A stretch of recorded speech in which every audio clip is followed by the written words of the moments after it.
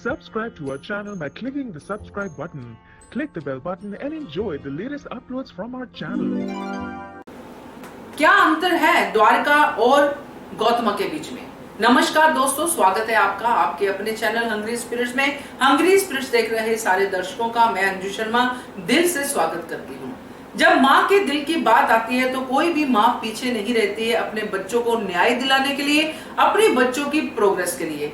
ये दोनों माएं भी वही कर रही हैं। इस हिसाब से दोनों में कोई अंतर नहीं है, मगर अंतर तो फिर भी है, क्योंकि कभी कभी एक माँ हमें बहुत अच्छी लगती है, बीच में कभी कभी ऑफ ट्रैक होती है। जैसे कि गौतमा की बात कर रही हूँ तो हमें लगता है कि इनके बारे में चर्चा करनी चाहिए, मगर द्वारका शुरू से लेके अभी तक सिर्फ उसी ट्रैक पे चल रही है जिस ट्रैक पे नहीं चलना चाहिए उनको, और उसी ट्रैक पे चल के वो गद्दी हासिल करना चाहती हैं। अगर माँ के पॉइंट ऑफ व्यू से देखें तो नहीं अंतर है, मगर अगर चाल के हिसाब से देखें किस चाल को चल के वो आगे निकलना चाहती है तो अंतर है। चलिए डिटेल में चर्चा करते हैं, मगर पहले वही गुजारिश, जिन्होंने अभी तक चैनल को सब्सक्राइब नहीं किया है कृपया कर लीजिए। साथ में दोस्तों बेल आइकन दबाइएगा ताकि आपको हमारे वीडियोस के नोटिफिकेशन मिलते रहें। तो गौतमा के इस सीन ने मुझे इस वीडियो में इस बात को रखने के लिए मजबूर कर दिया, जो सीन उनका खंडेराव के साथ था।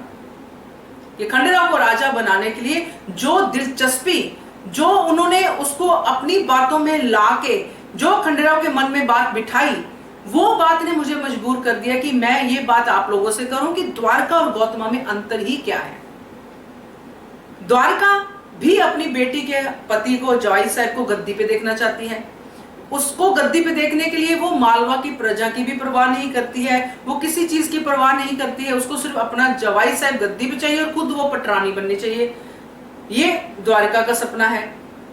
अंतर सिर्फ यही है, यही पे अंतर है दोस्तों, क्योंकि द्वारका जो है माँ के हिसाब से तो सोच रही है सही कि मेरी बेटी का हस्बैंड प्रोग्रेस करे, गद्दी पे राजा बने, मगर वो प्रजा को नहीं सोच रही है, मालवा को नहीं सोच रही है। मगर गौतमा का यहाँ पे थोड़ा सा टेक जो जाता है, वो एक ट्रैक पे तो सही जा रहा है कि बेटे को राजगद्दी चाहिए, बेटे को राजा बनाना है, बेटा डिजर्व करता है, सब करता है, मगर वहां पे वो प्रजा के लिए भी कुछ कुछ सोचती नजर आती है। सत्ता का लालच दोनों का है, दोनों चाहती है कि हमारा जो बच्चा है वो गद्दी पे बैठे।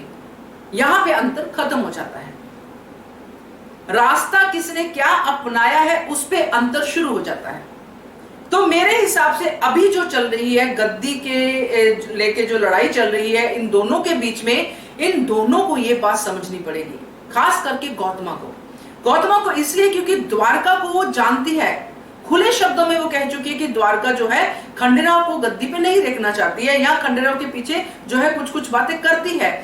अहिल्या के साथ बात करती है कि हमारे दुश्मन वाड़े में ही हैं, जो सीधा सीधा है कि द्वारका है। तो फिर द्वारका की बातों में आके फिर जाके खंडेराव से बात करना, अहिल्या से बात ना करके सीधा खंडेराव से अहिल्या के खिलाफ बात करना, तो ये सारी बातें कहीं ना कहीं इशारा करती हैं कि द्वारका और गौतमा में ये अंतर भी है कि द्वारका कान की कच्ची नहीं है, गौतमा कान की कच्ची है।